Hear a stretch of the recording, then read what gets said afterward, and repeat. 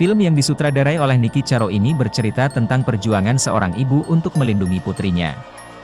Film ini semakin menarik perhatian karena dibintangi oleh Jennifer Lopez, Joseph Fiennes dan Lucy Paez.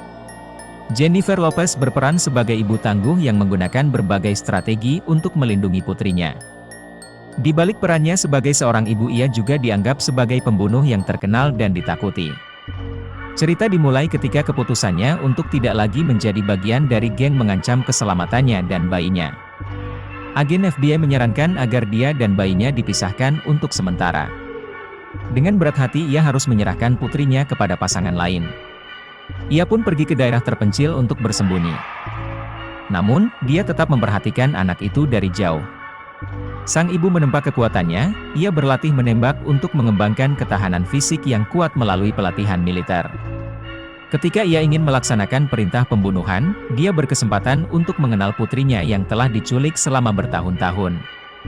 Sang ibu juga harus mengambil serangkaian tindakan brutal untuk melindungi dirinya dan putrinya.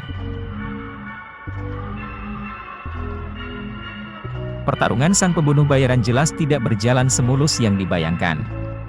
Penjahat tidak ingin ia melindungi anaknya, mereka mengintai dan bahkan ingin membunuhnya. Meski tantangan dan rintangan yang dihadapinya sangat besar, dia tetap akan melindungi putrinya. Ada ketakutan di mata sang ibu, dia tidak ingin putrinya terluka. Lopez menjadi Liam Neeson versi wanita, dalam sebuah film yang banyak aksinya aneh. Hitungan pembunuhan umumnya memberikan sensasi yang diperlukan, tetapi segala sesuatu yang lain tampaknya digabungkan dari banyak klise genre.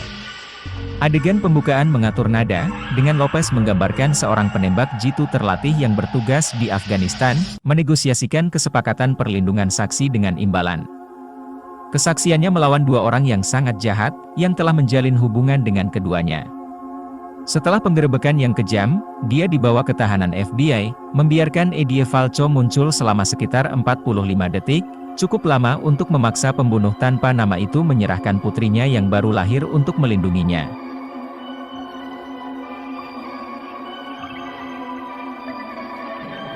12 tahun kemudian, karakter Lopez mempertahankan anonimitasnya dengan nongkrong di hutan belantara Alaska ketika gadis itu, Zoe, Lucy Paez, penyamarannya terbongkar, memaksa ibu kandungnya dan agen FBI, diperankan Omari Hardwick, untuk lari untuk mengambilnya kembali.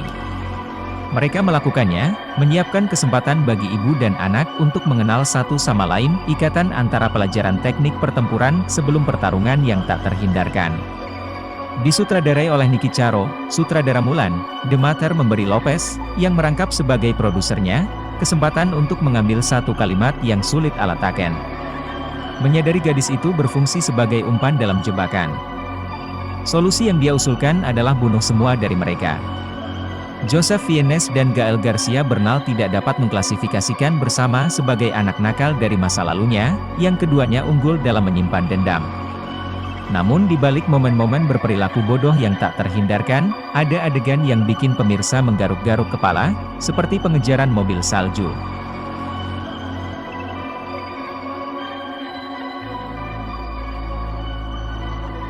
Lopez terus sibuk sejak perannya yang dipuji secara kritis dalam Hustlers, tetapi itu datang dalam bentuk film yang kebanyakan dilupakan, termasuk romcom, Marry Me, dan Shotgun Wedding.